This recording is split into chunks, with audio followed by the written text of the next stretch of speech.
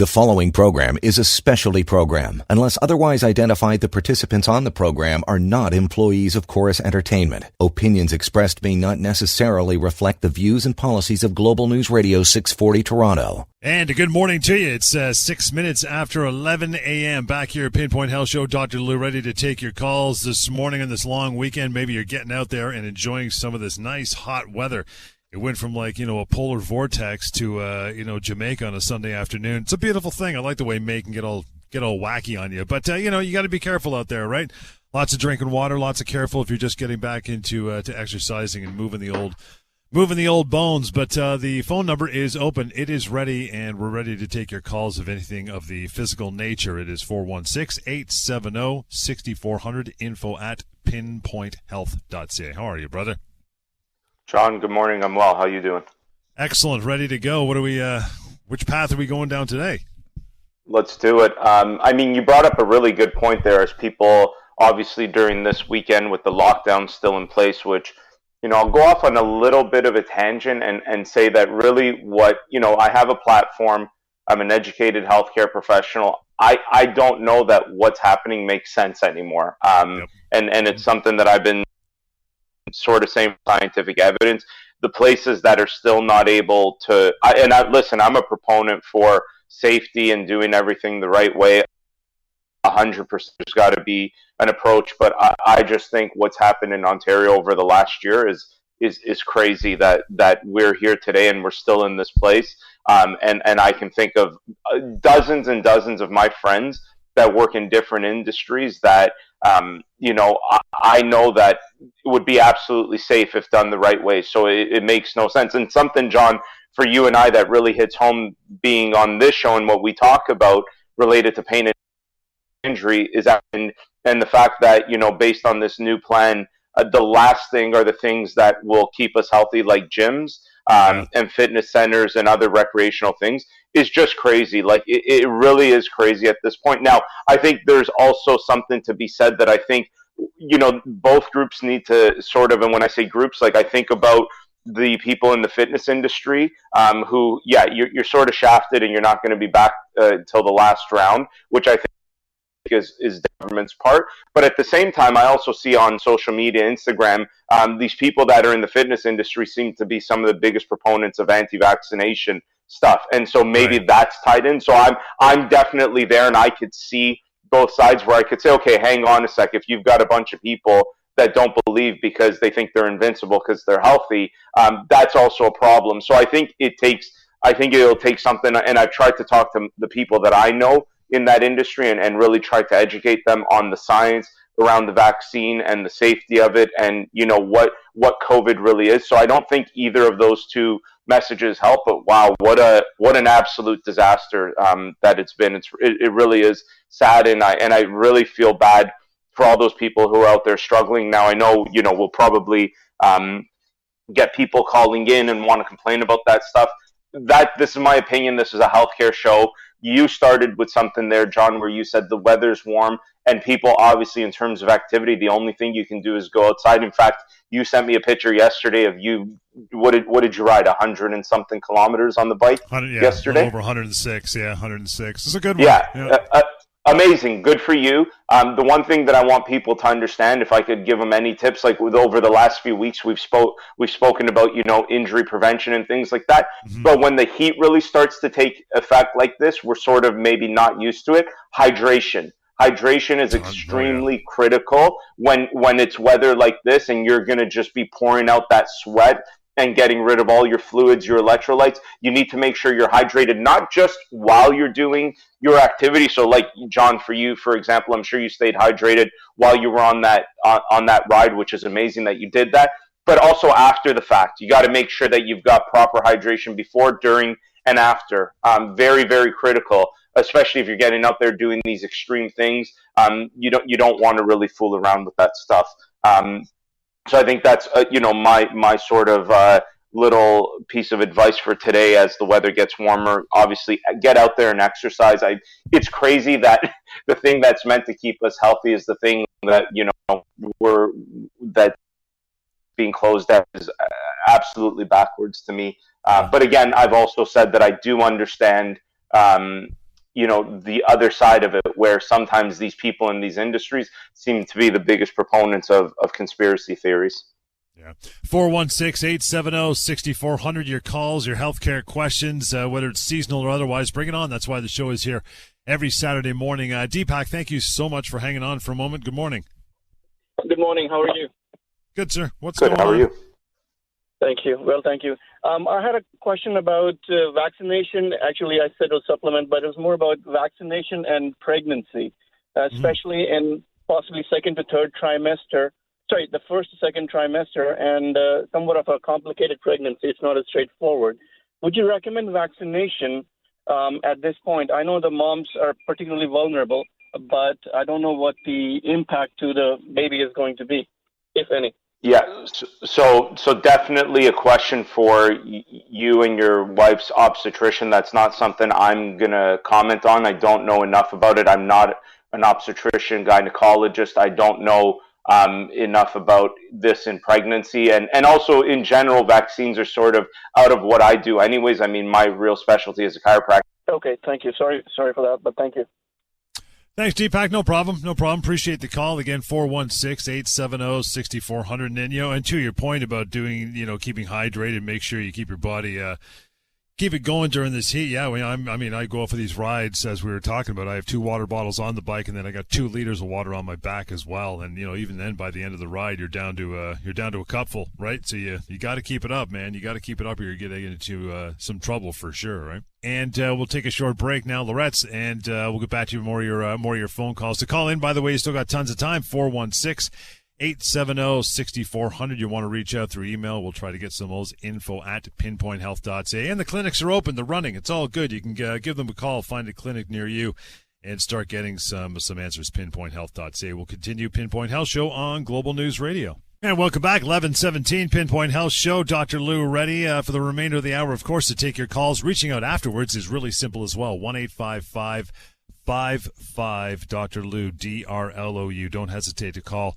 and ask some questions, have a conversation, maybe hook up with one of his excellent staff in a variety of locations. No problem. PinpointHealth.ca is also a website to reach out anytime as well. Phones, always priority. Derek, thanks for standing by. Good morning. Good morning. Hi, I got a question for the doctor regarding our immune systems and how best we can keep it running on all cylinders and optimize our immune system. Any tips or anything you could shed on that, please?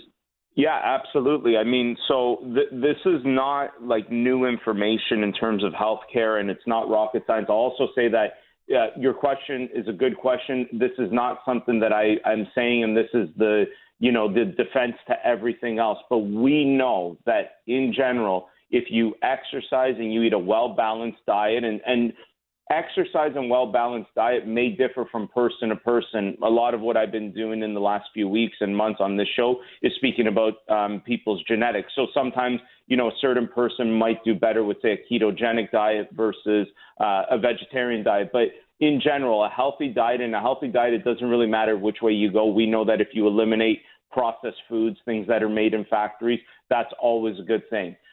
Exercise, in terms of the literature, is pretty clear that when it comes to all-cause mortality, moderate physical activity 3 to 4 times a week for 30 to 40 minutes does a pretty good job at preventing all those things. So in general, diet, exercise, maintaining stress levels, understanding your overall health if there's any deficiencies. I mean, we've heard a lot in the last year about vitamin D, vitamin C, all these different types of things. Much, much more important if you're in deficient states than absolutely. If you're in good, healthy states, then maybe not super necessary to be supplementing. But that's in general what we can do to stay healthy. And when I say healthy, that's gonna help with everything, whether it's fighting off an illness that you may get or preventing heart disease, cancers, whatever it is. That's what we group as all-cause mortality, which is really anything that could potentially kill us. So in general, and most people sort of inherently know this, that doing those things, it sounds cliche, but those cliche things is all about living a healthy life. And if you do that, you can greatly decrease chance of all-cause mortality, and in the process likely boost the immune system as well. Great. Well, thank you for your time. My pleasure. Thanks, Derek. Appreciate the call. And, the number 416-870-6400 is the way to call through, just like Derek. And you want to send an email, info@pinpointhealth.ca. It's all yours, brother. Take it away. Where do you want to go? Yeah, and just to Derek's question, one of the things that's really important for people to understand is this is very hard for me to depict over the radio, but if anyone's listening, look up the stress curve. What you'll see, the stress curve is an inverted U shape, where you see that if you've got too little stress, there's a potential for breakdown. There's an optimal level, and then you could fall off the cliff with too much stress. And so that's why when I speak about this moderate range exercise, why that's so important. We've seen a number of athletes during the last year who have gotten, say, COVID, and it's knocked them off their butt. Or sometimes you hear of athletes even prior to this last year where people get the flu and it knocks them out for a couple of weeks. And you sit there thinking, you might be the average person saying, really, I've had the flu and I felt like crappy for like a day or 2 days.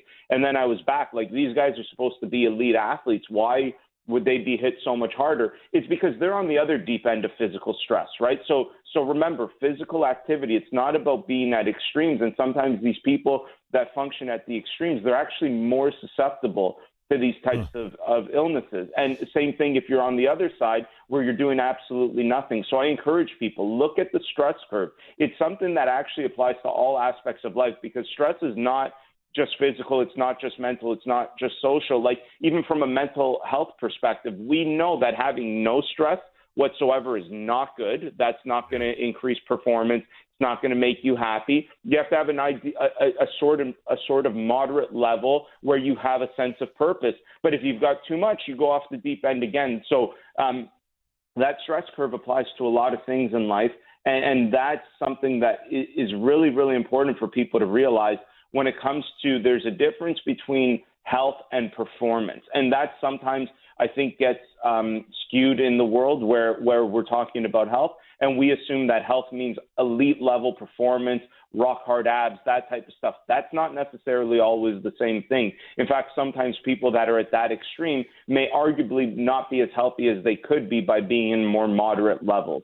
But the reality is those types of athletes aren't just doing it for health. They're doing it because it's their job. It's what they need to do. So there's a difference there. When I'm speaking about health, I'm speaking about the average person, the moderate intensity physical activity. Yeah, it's interesting. I mean, and to your point, I mean, I guess an extreme level that would be, you look at a professional bodybuilder. Hey, they're in the gym every day. Hey, they're eating 9,000 calories. They're eating clean. They're eating all kinds of good stuff. But man, that's not a healthy way to live. And a lot of those guys later on in life, and women for that matter, are they're not looking too good and they're not moving too well, right? No, and bodies break down, right? You see this with a lot of these elite athletes. Like, I mean, you're bringing up bodybuilders. You see this with, like, the WWE superstars who are athletes in their own regards, hockey players, basketball players, especially these sports where there's far more impact and things like that. You see that there's the body takes a lot of abuse and eventually can break down. So, yeah, it's not necessarily about, sports is not – and listen, it's definitely better to be more active than underactive. I will definitely go that far. But at the same time, when I'm on this show, the largest majority of the audience is the average people. And when I'm saying exercise, people might sit there thinking, well, what's this guy talking about? Is he talking about, some high level intensity training? And really most of the times when I say moderate level physical activity, I mean, moderate level physical activity is defined as like a brisk walk, a light jog, gardening, this type of stuff where you're getting your heart rate up and you're doing things. I'm definitely an advocate for when we talk about exercise. I meet people who say, yeah, but I walk for my job. It's like, no. Exercise is something structured that you do above and beyond what you would do in your normal life. You've got to set that time aside, and it's good to take your body to more extremes to contribute to health. Yeah, you've said that on past shows too. And by the way, you want to ask a question, you can 416-870-6400. It's only 11:24, so you got lots of time to call in as we continue our conversation. You said that several times during the show, and 3-4 times a week, you've got to get your heart rate up, get the old ticker pump a little more than just sedentary, because it's not good, right? Absolutely. You've got that. That's the whole point. In fact, there's sort of, we talk about oxidative stress, and it's sort of this, in a way, it's very ironic because the very thing that keeps us alive, oxygen, is also the very thing that over time contributes to our illness and eventual demise. Because it creates what's called these reactive oxygen species, which breaks down our bodies, which is why we age and we break down, we get sick. So the conundrum is that, well, if you're working out, aren't you actually taking in more oxygen during that period? And the answer is yes, absolutely. But what you're doing is having a positive effect thereafter, because we know if you do enough cardiovascular activity, say 3 to 4 times a week of, say, a very brisk walk or a light jog, you've increased your heart rate throughout that period of time and call that a total of 3 or 4 hours. But the benefit is that for the other hours in that week, hundreds of hours, what you've done is actually decrease your overall heart rate, and that decreases the amount of oxygen you have to use, which in turn decreases that oxidative stress. And that's why it's so important to challenge your cardiovascular system a few times a week to get your heart rate up, because what it does do is it creates fitness. Fitness is, by its definition, bringing your overall resting heart rate to a lower point, and that's incredibly beneficial over a long-term period. And the reason why you have to keep doing exercise, and something that I bring up a lot, is because we, as humans, decondition so much quicker than we condition. Yeah, and anybody who's done a moderate amount of exercise will tell you it's once you get up the mountain, it takes so far to get there, but man, is it easy to roll down, and that's the issue. Why you got to keep it going, right? Is this something that you would suggest somebody who's listening and think, I want to get into, maybe I do a bit of exercise, maybe I walk, maybe I garden, like you said. They want to take it up to a notch. You have a portion of your clinic's offerings where that's something they could call you and go see one of your clinicians about. Okay, if I'm going to attack this thing this way, how do I go about doing it so I don't completely mess myself up and take myself out of the running as far as getting back in shape? You can help in that regard, right? Well, absolutely, and that's sort of our bread and butter stuff in terms of like the reality. I've said other times, a lot of the times what sidelines people from their physical activity is not a loss of willpower or whatever it is. It's an injury. It's something that they're doing that there's a pain associated with it, and they can't fight and they can't seem to figure it out, and then all of a sudden it gets to a point where it's so bad that they have no choice but to stop. And so that is absolutely something that we deal with, where there's a level of understanding. Our people, or the staff that we have at PinPoint Health, this is again bread and butter stuff, physical injury and pain as it relates to the biomechanics of the body through all different types of things. And that could be something like if you sit all day because of work, all the way to you're an athlete and you're doing a certain movement pattern and it's creating a problem, and anywhere in between, like we're talking about a person who is trying recreational activities, trying to get back into health or maintaining their health or whatever it may be. Again, the biggest thing that will sideline people is that. And in fact, we find that in a way, these are also the best patients because they're motivated to get better. And that's an extremely important thing for recovery is are you willing to do the stuff that's necessary on your side? This pain and injury game is not a one-sided thing where it's the professional doing all of the work. In fact, it's more skewed towards the patient, the person suffering with the problem, doing a lot more than they probably would anticipate in order to get back to where they want to be and maintain that. And that rehabilitation process is extremely important. It's the best thing that works for these types of things. And so, that's exactly what we do. And if anybody is listening and they need help with that, I'm happy to set that up with my team. You could, and it's very simple, John. It's the same thing we've been doing for 5 years. Just starts with a simple phone call. Call in, and that doesn't need to be just now during this hour of the radio show, but it could be at any point. You call in the 1-855-55 Dr. Lou, DRLOU, and you'll probably have a chance to speak to me, and we'll sort of discuss what's going on. And sometimes it's just things that can be done on your own, and sometimes you need more professional help. That's fine. That's what we're here for.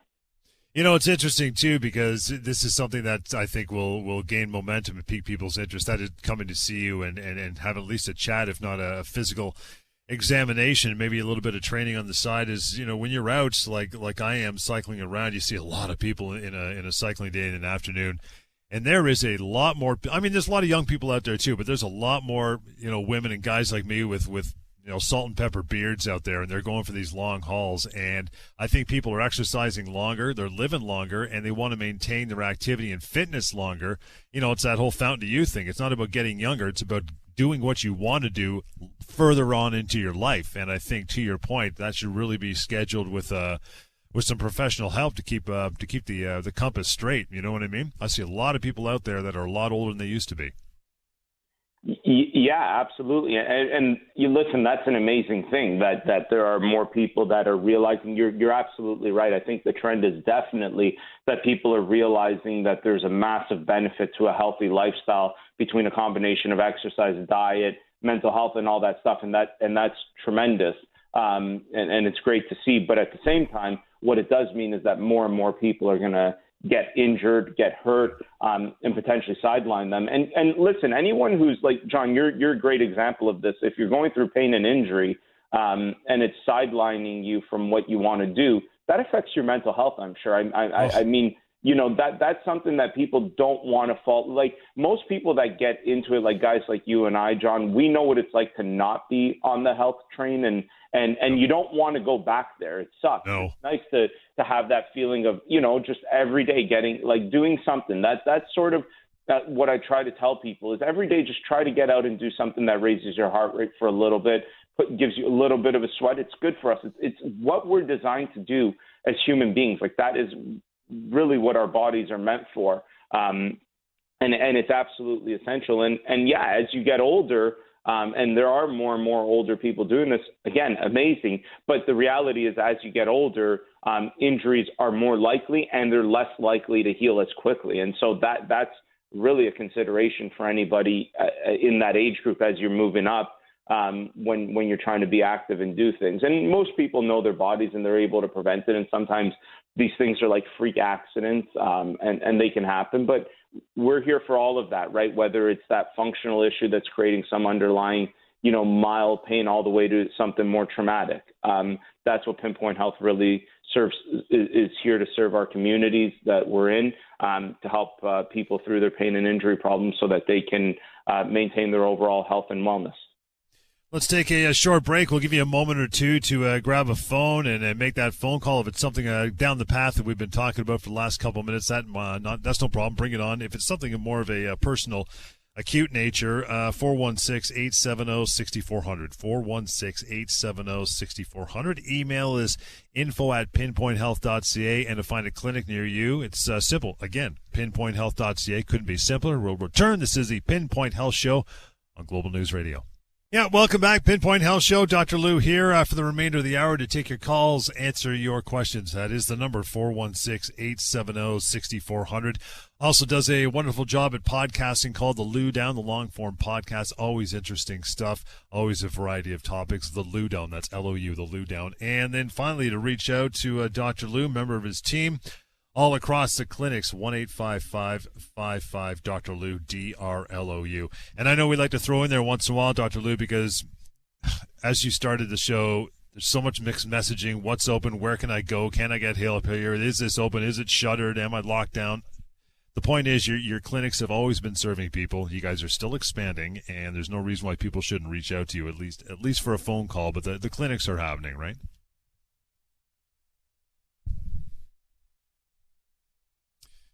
Have we got Dr. Lou? Is he there? It's just a dial tone right now. Okay, we'll hang on for Dr. Lou. I think he's calling back, so we'll wait for another phone call. You want to call in again, 416-870-6400, info@pinpointhealth.ca. And that is the way to call into the show. If you have not reached out before, pinpointhealth.ca will give you a list of clinics in and around the area. There. Now he's back. Hey, buddy. How are you? Hey, John. I was there the whole time. I could hear everything. I don't know what's going on today. Yeah, some good technical challenges. So, the clinics are open, right? The clinics are happening. Yes, absolutely. And what I was going to say to that point was what I've noticed in the last year is that the people at our clinics that have sort of come there and know our clinics are very confident to keep coming. Where I think there's been stagnation across the board in healthcare is new patients. I think people that have never been somewhere, so, a lot of the listeners from this show, that have wanted to come in have sort of stayed sidelined and said, man, not right now, not with everything going on. One of the messages that I've been trying to give over the last year is don't put your healthcare on hold. Don't put it on hold because you've got other things. We do everything we possibly can to make sure that everyone is safe in the interaction. And it's really, really important. And there's been some horror stories that I've heard of people putting off their healthcare. And it has an effect on things. And I know a lot of people think that pain and injury is overall very benign, which thankfully it is. But because it's benign does not mean it's insignificant towards people's lives. And that is having a real effect when people aren't able to find the relief that they're looking for. And yeah, PinPoint Health is absolutely open and ready to help people if they so choose that they want that, which I encourage people to do that. If you're suffering, you shouldn't have to suffer. There are still places where you can get the care that you need. And unfortunately, I've heard, a lot of people with the primary care providers that they're used to are not actually still providing in-person services. And so that's been a bit of a problem for people where they feel like they're not getting the care that's required. The good news is PinPoint Health, we're seeing people in clinics. And, if someone prefers a virtual option, that's also an option, right? There are other options, but we are by no means only virtual. We are seeing people in our facilities as per the directive of the government. And I applaud my team for doing that. And the patients that, again, we serve are benefiting from that. I know we talked about it. We have done a few shows on it as of late, but I want to touch a little bit on the genomic testing that you're offering as well. Just maybe spend a few minutes on that because people call about it and they're not sure exactly what it is, what it's for. This is not an ancestry thing by any sense, right? No, it's not an ancestry thing, and it is much more a wellness-based profile, let's call it. In fact, in a few weeks, there'll be a bit of a revamping of this, and I'll speak about it in terms of the level of report and how easy it'll be for the average person to understand it. The current report that's provided by the company is very sophisticated, but sort of somewhat hard to understand for anyone that is not, specifically trained in it. And so, but it's very much a wellness report, which will give you an idea based on your genetics, where you might have some predisposition to different things, how there might be an effect on overall, say, things like mental health. There's a section that looks at mood and behavior. At your physical health, looking at things like metabolism and cardiovascular health, and very informative overall. It really does give you a picture. And we were speaking a few segments ago about healthy diet and exercise. And, and I made the point of saying that very much can be based on what your overall genetics are. And that's true. It is very true. Now, at the same time, the one thing that I've been talking to people about, the great example of this is I was going through the results of one of these genomic tests yesterday with a patient. And this patient, on their genomic profile, there's one particular gene that looks at insulin response and overall risk of diabetes. And they actually had the genotype, so the variation of the gene, that put them at lowest risk of diabetes.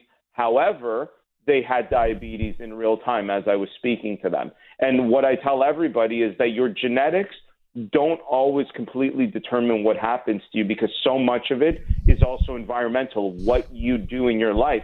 And in speaking with this person, more inactivity, lots of processed foods, carbohydrates, those types of things, not a surprise that although you might have ideal genetics for preventing something, not a surprise that you might still be able to develop it, because, again, something like diabetes, type 2 diabetes, is very much a lifestyle diet or a lifestyle disease where if you're doing the wrong thing, the amount of insulin resistance that develops as a result of oversaturating your body with these unhealthy foods can lead to excessive blood sugars.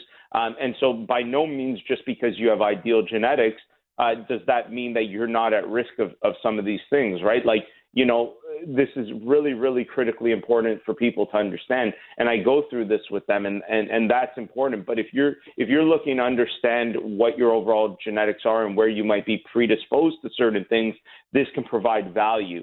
But it's not an absolute. And that case study that I'm giving you highlights that although you may have lowest risk, remember, we're not saying, oh, you don't have a chance. We're saying you're at a lower risk of developing diabetes. That doesn't mean it's impossible, because again, it's what you do in your environment that matters. And if you don't eat a well-balanced diet, you don't exercise, any of those things, then you might have some issues with that. So I thought that was a really interesting case study yesterday that I had, where it really highlighted the importance of also what you do in your life, so that nature versus nurture argument is very real. And based on most of the science that I've seen, it's a combination of both, right? We sort of know that there's studies with identical twins that are separated, and yes, there are similarities, but there's also differences. And that's, a combination of genetics and the environment that they are exposed to.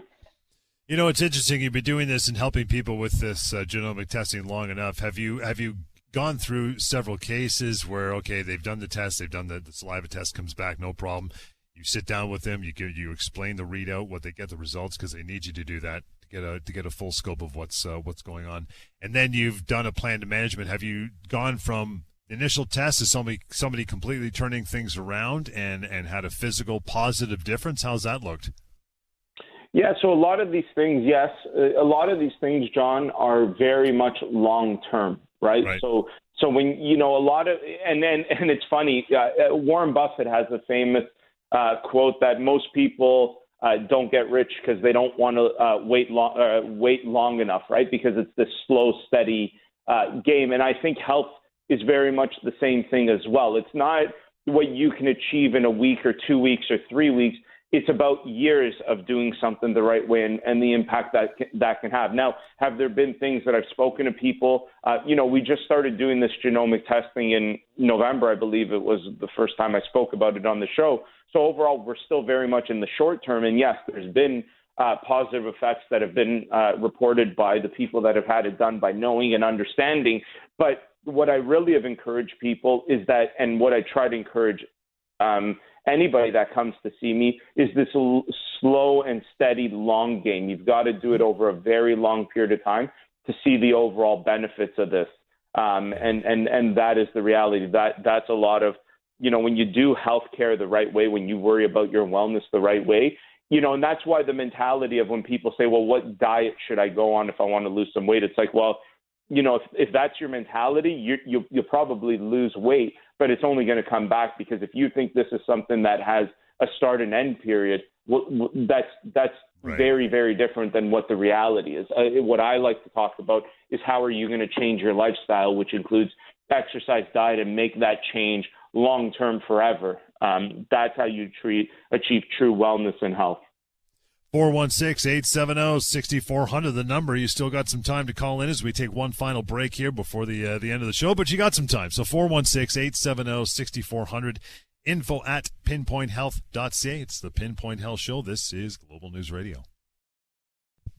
11:49. Welcome back. Yep, still got some minutes. I know it's a long weekend. You're probably heading out soon, but anything crosses your mind as far as your own personal health or calling on behalf of someone else, you got some time. 416-870-6400. And this time of year, Dr. Lou, we always encourage people to get out there and be active. And like you said, it's health and fitness it's not a course. It's not something you do for a short time and arrive there. You always encourage people to actually enjoy the journey. Yeah, you want to get from point A to point B later in life, but it's the stuff in between where you got to get off on. I mean, it's, everyone wants that.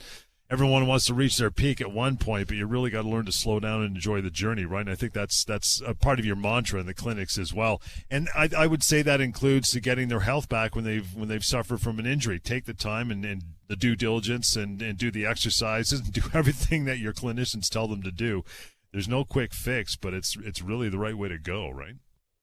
Yeah, absolutely. And that's how we ended the last segment. It's a good way to start this segment. You really got to make sure that this is slow and steady. And when people get in the process of getting healthy, it's more of a mental shift than it is a physical shift, right? Like if you could turn that thing on in your brain, whatever that thing is, that makes you stick with it. And again, John, this is like something that even when you listen to some of the business mentors out there and other aspects of life, like it really is our mind that's in control, right? And if you can shift your mind to want to achieve something, then you're going to achieve it. And that's really what it takes. In terms of how you can shift your mind, one of the simplest things is creating a habit. And one of the things that I've said numerous times on this show as well is that try to do something for 21 days straight. So challenge yourself. If you're looking to really change, challenge yourself. Pick 21 days where you try to do, that healthy eating, that exercise, whatever. And then that could be in moderation, right? Like, I spoke with someone the other day who was an absolute mess in terms of everything that they do. And they were like, well, what do you recommend for me? And I was like, honestly, the only thing that I want you to do right now is I want you to stop eating after, 7 o'clock at night. I don't even care what you eat before 7 o'clock at night because this person snacked on very bad things until very late at night.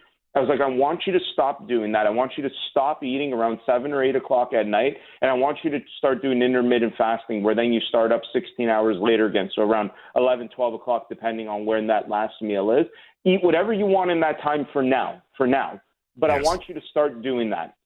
I want you to just do that. And I want you to start going for a walk 3 times a week. Excellent. And they were like, really? That's all you think I need to do? I said, yeah, for right now, that's legitimately all I think you need to do. And there was one other thing. I told them to cut out soft drinks. They had a lot of pop. I said, just replace that with water. Like, forget everything else. Anything that goes into your body that's a drink is either going to be coffee or water because it's calorie free. And I said, do these 3 simple things. And I promise you that in 21 days, you're going to feel better. And then you could challenge yourself with something else. And sometimes it's just that simple. It's just very, very simple in terms of these small things that you can do based on what the reality is of where you're at.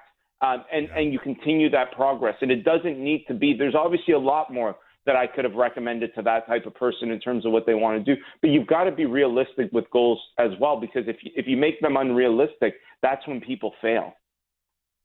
416-870-6400. Rosa, thank you for standing by. Good morning. Hi, Rosa. Oh, hi. How are you? Good. What's on your mind? Well, I have a daughter. She runs, and she's kind of been injured now. It's like 2 months. There's something going on with her hip, and she's kind of done physio, but we're seeing it's not really helping, and it's kind of taking an impact. I know you guys were talking about mental health, and it's kind of weighing on her. So I don't know what the next steps are with her. Like, does she continue if she should see somebody else? Does she take a break and not run for a while? Like, I don't know. We don't know where we're at here with her, but it's frustrating her. Yeah. Thank you for the call. It's a tough one for me to answer because it depends on so many variables. So it depends on, number one, what they've come to as a diagnosis. If there's modifications, if the treatment intervention is more passive than active. So there's a lot of things there. I don't think it's ever bad to get a second opinion. So I don't think, she necessarily needs to say, per se, stop. But how long has it been? How long has this been going on? It's almost like 2 months, and the frustration is because when she goes, they said she could run through it, but like today she had a time trial and she can't run through it, so she's getting frustrated because she's not getting her times, and then emotionally it's taking a toll on her because she's not where she wants to be. So we're kind of like, what do we do here? Yeah, no, it's a great point, and listen, I'm all about active rest. Sometimes when it comes to injuries, and that may very well be important. And listen, sometimes injuries are so bad that you need to make somebody stop for a period of time just to let them heal up and do some active rest. And that doesn't mean doing nothing. It means modifying. So, there's the variable here is, number one, what's the actual cause, like what's the diagnosis? Number two, what's being done currently? Is it actually contributing beneficially to what that diagnosis could be? And is there an appropriate management being put into place? And I don't know, I don't know enough about what's going on with your daughter to tell you what the diagnosis is and any of that stuff. But, what I can tell you is when I hear stuff like this, there's a piece missing somewhere for sure. right? There's something that is missing, that someone needs to sort of look at it and say, okay, hang on a sec. Like, where is there, here it is. Here's the missing link right here. You know, the diagnosis might be wrong. There's the other reality that some mechanical things don't just benefit with just therapy, right? Although it should be the first line of defense, sometimes, like if we're talking about a hip issue, and this is not, again, not me saying that your daughter has this, I'm just giving examples. Yeah, we don't even know. Sometimes things like labral tears are not really going to respond to therapy. Sometimes those things require surgery. And again, I don't know. That's not my that's not what's going on with your daughter, or at least I don't know. Right. I'm just giving examples where sometimes you have to consider other possibilities to see what's going on. And yeah, for sure, as you know, just to keep going on and on, would you say would your daughter, if I asked her right now over 2 months, would she overall say she's better, same, or worse? I think she'd say the same. She hasn't really seen, like, she's been doing this stretching. She's been doing, you know, she eats right. She takes it easy when she does the absence. Like, she's tried everything. We're just kind of like at a loss now. So I don't know could she come see you? Would you be able to help her? Yeah, absolutely. Yeah, absolutely. I'll have someone give her, if you leave your number with the call screener, I'll have someone give you a call, and then we can set something up. Okay. All righty. Thanks, Rosa. You bet. Appreciate it. Then that's a good way to end the show. If you want to reach out now, you can do so. 1-855-55 Dr. Lou, DRLOU, info@pinpointhealth.ca, or simply pinpointhealth.ca to find a clinic near you. And then finally, 1-855 Dr. Lou. Don't misspell it, DRLOU. You can reach out anytime, and we'll catch you next weekend. Pinpoint Health Show, Global News Radio. The preceding program is a specialty program. Unless otherwise identified, the participants on the program are not employees of Chorus Entertainment. Opinions expressed may not necessarily reflect the views and policies of Global News Radio 640 Toronto.